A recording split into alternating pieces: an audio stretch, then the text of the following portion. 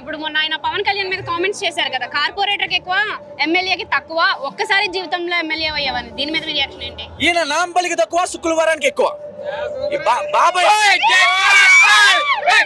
బాబాయ్ మర్డర్ జరిగి చాలా 5 సంవత్సరాలు అవుతుంది. ఒక్కరోజు కూడా ఈయన బాబాయ్ మర్డర్ మీద కానీ బాబాయ్ కేసు మీద కానీ ఈయన ఎటువంటి ఫోకస్ చేయలేదంటే మీకు అర్థమవుతుంది. కుటుంబ సభ్యుల మీదే ఎటువంటి ఫోకస్ లేని వ్యక్తి ఆంధ్ర రాష్ట్రాన్ని ఎలా పరిపాలిస్తారని గత ప్రజలు నమ్మి ఓటేశారో దానికి తగ్గ బుద్ధే ఆయన చెప్పారు. కాబట్టి అందుకనే ఆయన్ని 151 నుంచి 11 తీసుకొచ్చారు. ఇంకా మా నాయకుడి గురించి ఆయన మాట్లాడారు కాబట్టి ఒక విషయం చెప్పాలనుకుంటున్నా.